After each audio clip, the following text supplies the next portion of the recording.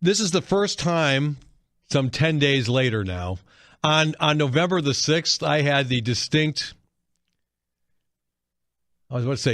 privilege. That's certainly not right. I had the unfortunate duty of being on the air and hosting the WISN election night coverage, which became very apparent fairly early in the evening that Barack Obama was going to be reelected. By about 9:30 Milwaukee time, it was pretty much all over but the shouting, to be trite.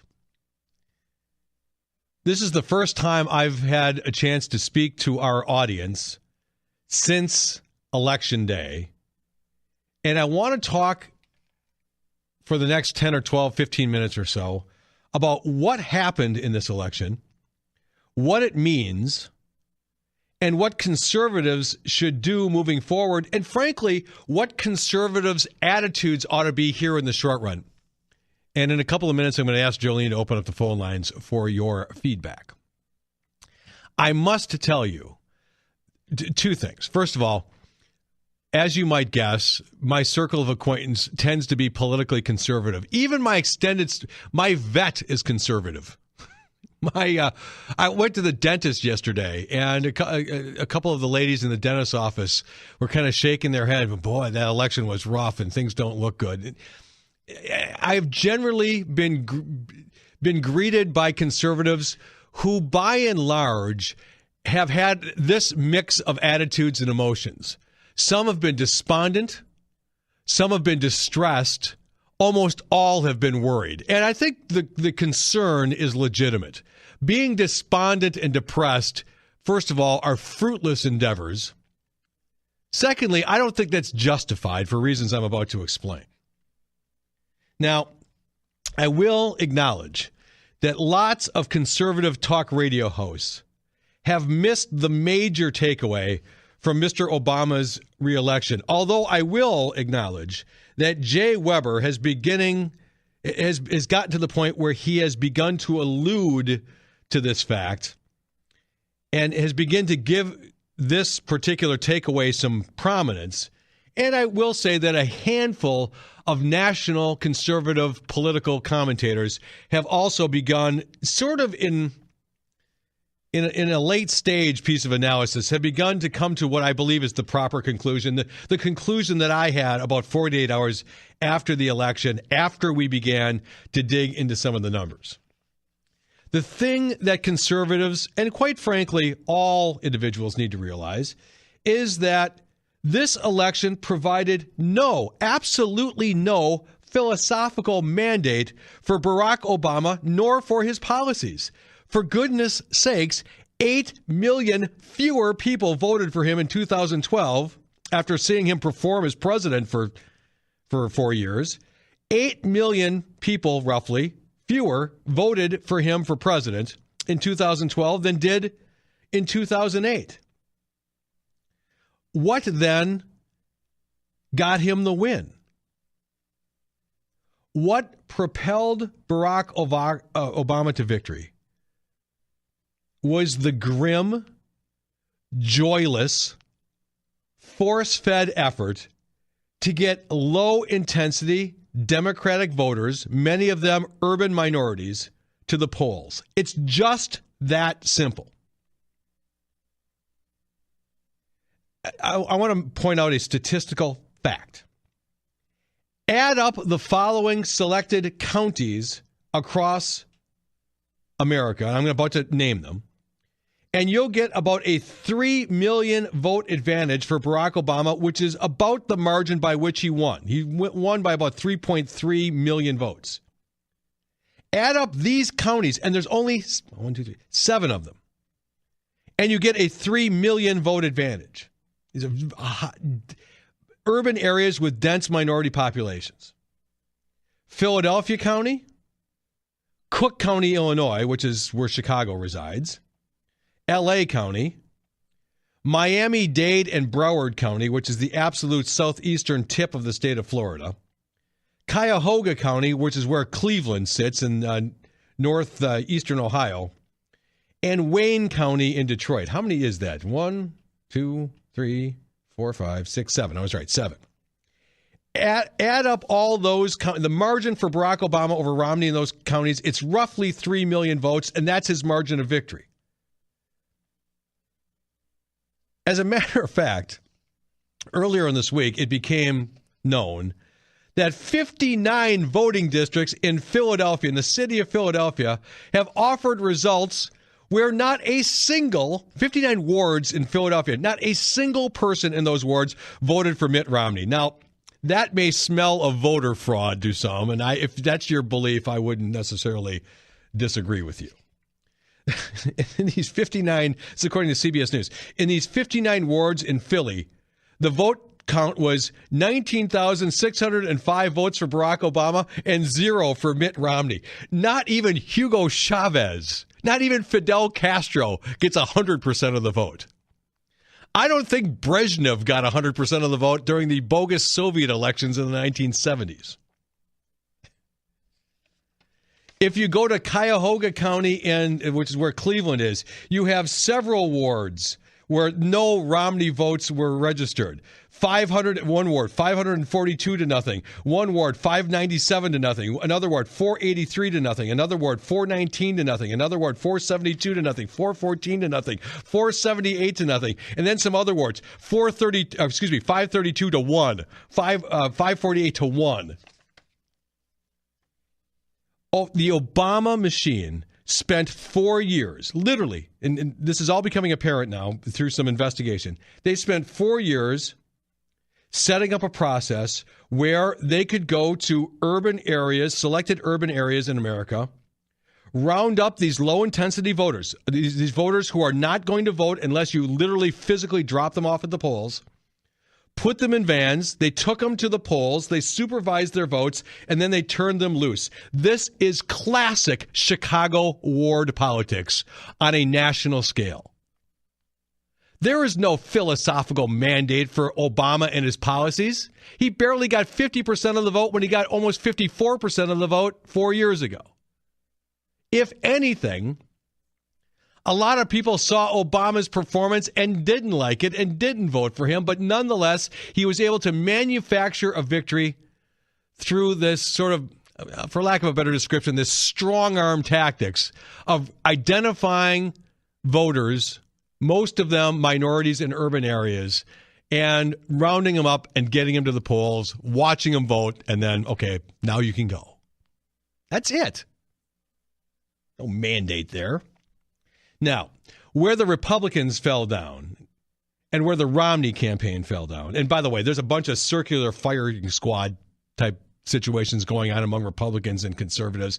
A lot of people are blaming Romney's campaign and the candidate himself. And, you know, my take on Romney, if you remember during the primaries, is I thought he'd make a pretty good chief executive, but not the greatest candidate in the world. And I think his campaign reflected that, although I think he did well the last 4 or 5 weeks. Had the previous 5 months been like the last 4 or 5 weeks, he might have been a lot closer to getting more Republicans or more conservatives to the polls, and he may have made this election closer or perhaps even won.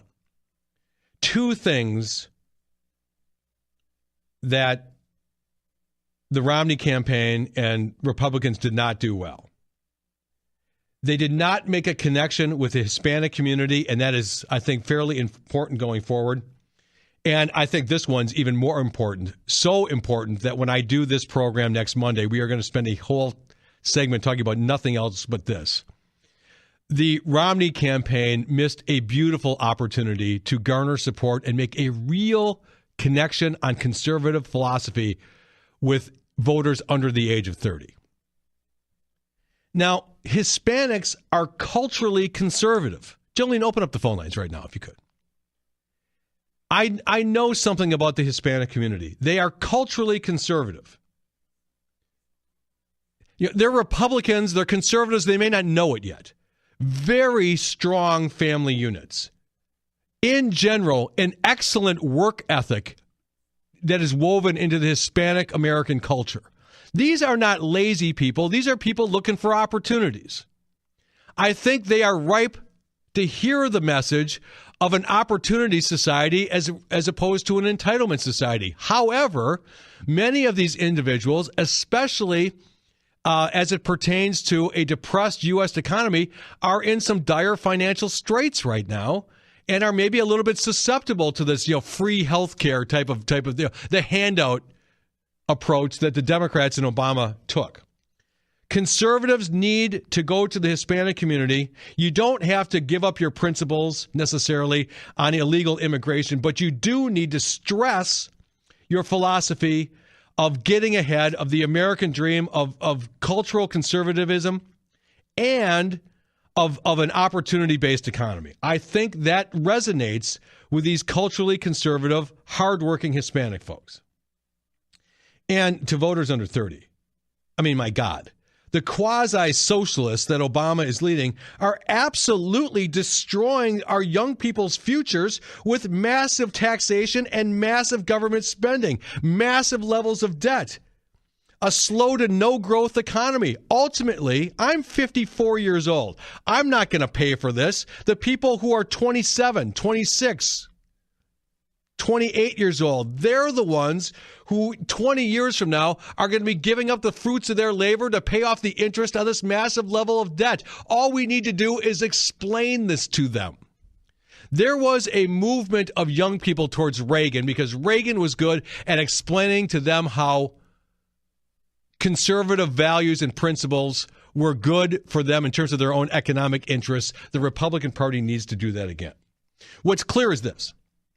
In order to win national elections, conservatives and Republicans must organize not just a campaign, but a conservative philosophical movement. We need to make the case and to reach out to those constituencies that are voting on the other side who are most receptive to this conservative case. And I think the Hispanic community and the voters under 30 are the two largest constituencies. So, real quickly here, we're going to have like 4 minutes. What's the reasonable attitude for us conservatives to have right now? Should we be despondent?